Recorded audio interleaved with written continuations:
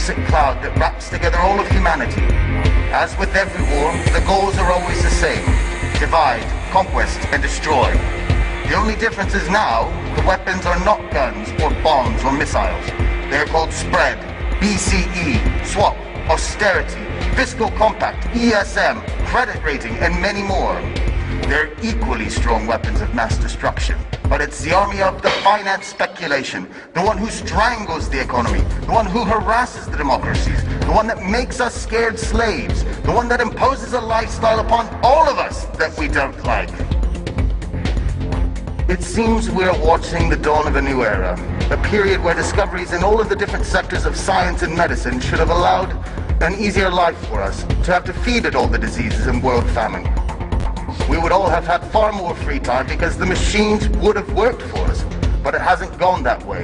The modern world obviously needs some improvement. Cancer and other epidemic diseases are responsible for deaths at an unstoppable rate. The pandemic spreads globally and increases like the incomes for the pharmaceutical industries. Hunger in the world has not been defeated. Violence keeps devastating entire world areas, and the situation of poverty is forcing entire populations to migrate.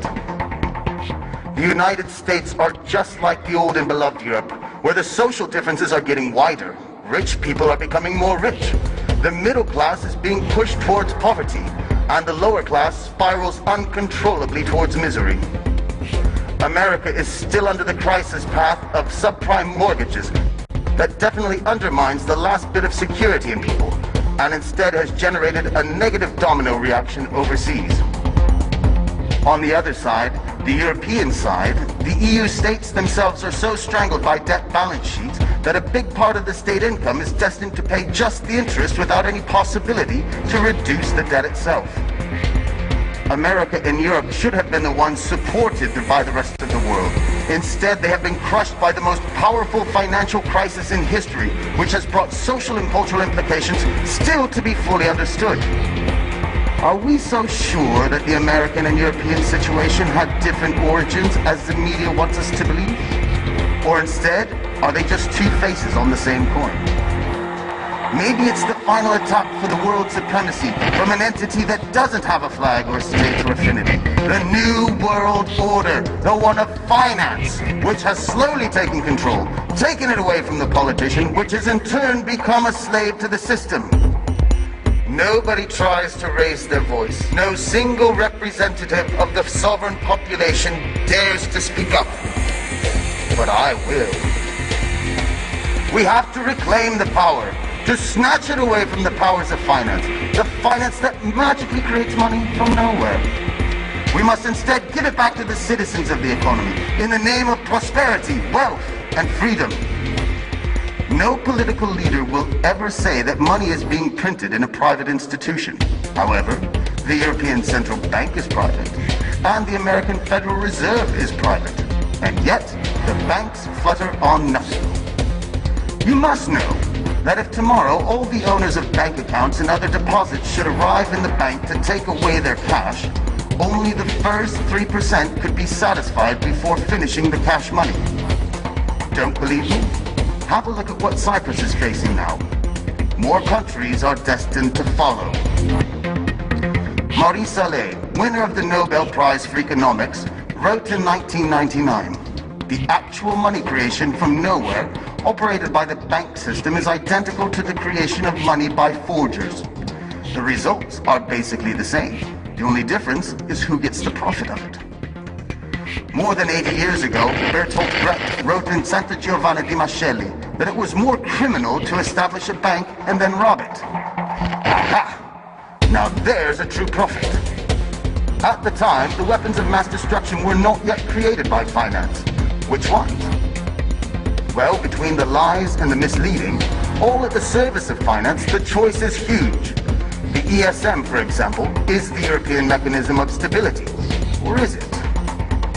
The new Save the State funds, or as we all know in reality, are the bailouts to help just the banks and businesses. Just take a look at Greece. For all of this support, 52% goes to the international banks and to the business owners to help them, to reward them, to save them. There is 23% which goes to the European Central Bank. Then there is 20%, which is designated for the Greek banks. And finally, just a meager 5% actually goes to the Greek state and their citizens. Something, or should I say some things, are clearly wrong here.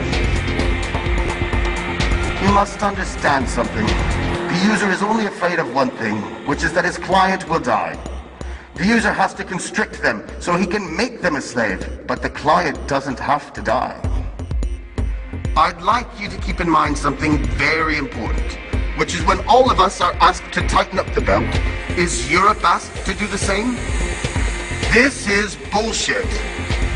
Sometimes there's a gentleman who asks us just that, Mr. Van Rompuy, President of the European Council, elected by governments and not by the citizens. This person has been called out publicly by a British deputy in 2010 as being, quote, expert, capable, and dangerous, the silent killer of European democracy and European nations. No. He is wrong. He is just another slave of finance. A slave of the big banks, of Goldman Sachs, One for All, the big names, Bilderberg, Aspen, Trilateral, and these names, these conspirators, they all want us to believe that it's a lie. Conspiracies, as they call it, but instead it's all true. We are familiar with one of the big, powerful people in the world. 50 years ago, in 1963, President Kennedy signed the 1110 Act, where he took away the exclusivity from the Federal Reserve and gave the Treasury Department the faculty to print money. This was a big strike to overpower the Fed, which, by the way, is a private bank, and also the banking system. It was June 4th, 1963, and less than 6 months later, President Kennedy was killed. Coincidence? Obviously. You must realize that changing politics is simply not enough. Even swapping out the old caste in the current parliament won't work. The real revolution is an internal act. It is in our conscious, and it is based on changing our mental perception, to pass our egocentrism, and to acknowledge what is the final goal in our society. Not the profit for a few, but a wealth for all. You, just tell me, are you happy?